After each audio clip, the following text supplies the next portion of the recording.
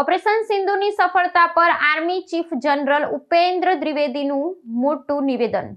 ભારતીય ભૂમિ દળના વડા જનરલ ઉપેન્દ્ર દ્વિવેદીએ તાજેતરમાં સંપન્ન થયેલા ઓપરેશન સિંધુની સફળતાને બિરદાવતા સેનાની સજ્જતા અને સંકલનની પ્રશંસા કરી છે।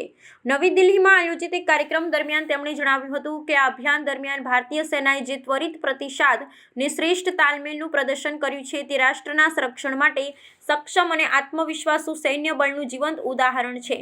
તેમણે ભારપૂર્વક કહ્યું કે સીમાવર્તી વિસ્તારોમાં ઊભી થયેલી કોઈપણ પડકારજનક પરિસ્થિતિને પહોંચી વળવા માટે ભારતીય સૈનિકો પૂરેપૂરા સમર્થ છે। આ લશ્કરી અભિયાનની વિગતો આપતા જનરલ દ્વિવેદીએ સ્પષ્ટ કર્યું હતું કે જટિલ ભૌગોલિક પરિસ્થિતિઓ અને પ્રતિકૂળ હવામાન વચ્ચે પણ વિવિધ એકમો વચ્ચેના સચોટ સંકલનને કારણે જ નિર્ધારિત લક્ષ્યો હાંસલ કરી શકાય છે। આ ઓપરેશન માત્ર વ્યૂહાત્મક વિજય નથી, પરંતુ તે આધુનિક યુદ્ધ પ્રણાલી અને ગુપ્તચર તકનીકોના અસરકારક ઉપયોગોનું પરિણામ પણ છે। ભૂમિદળના વડાના મતે આ પ્રકારની સફળતા દુશ્મન દેશો માટે એક મક્કમ સંદેશ છે કે ભારત પોતાની પ્રાદેશિક અખંડિતતાની રક્ષા માટે કોઈપણ હદ સુધી જવા તૈયાર છે। આ નિવેદનને વૈશ્વિક અને પ્રાદેશિક સુરક્ષાના સંદર્ભમાં અત્યંત મહત્વનું માનવામાં આવી રહ્યું છે। જનરલ દ્વિવેદીએ સૈન્યના આધુનિકીકરણ ને આત્મનિર્ભરતા પર ભાર મૂકતા ઉમેર્યું હતું કે ભવિષ્યની સુરક્ષા પડકારોને ધ્યાનમાં રાખી સેના સતત પોતાની ક્ષમતામાં વધારો કરી રહી છે।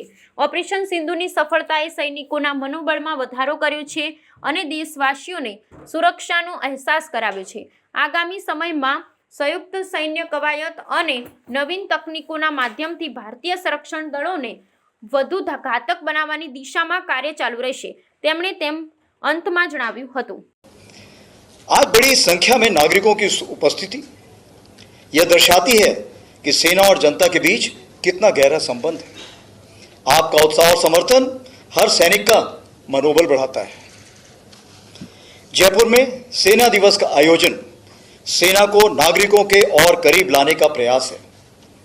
परेड के अलावा नौजोर आर्मी मेला जैसे कार्यक्रमों ने इस संबंध को और मजबूत किया। आज शाम शौर्य संध्या में ऑपरेशन सिंदूर के दौरान सेना के साहस, अनुशासन और क्षमता का प्रदर्शन किया जाएगा।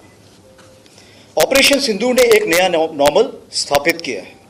इस ऑपरेशन ने भारतीय सेना की तेज प्रतिक्रिया, बेहतर समन्वय और सटीक कार्यवाही की क्षमता का दर्शाया है। यह एक परिपक्व, आत्मविश्वासी और जिम्मेदार बल की तस्वीर प्रस्तुत करता है जो राष्ट्रीय हितों की रक्षा के लिए पूरी तरह सक्षम है। पिछले कुछ वर्षों में भारतीय सेना की सोच में एक स्पष्ट बदलाव आया है। हम केवल वर्तमान चुनौतियों पर ही नहीं बल्कि भविष्यों के युद्धों की तैयारी में भी गंभीरता से काम कर रहे हैं। इसी दिशा में नई संरचनाएं यानी नए स्ट्रक्चर्स बनाए जा रहे हैं जिन्हें भविष्य की आवश्यकताओं के अनुसार इक्विप और ट्रेन किया जा रहा है।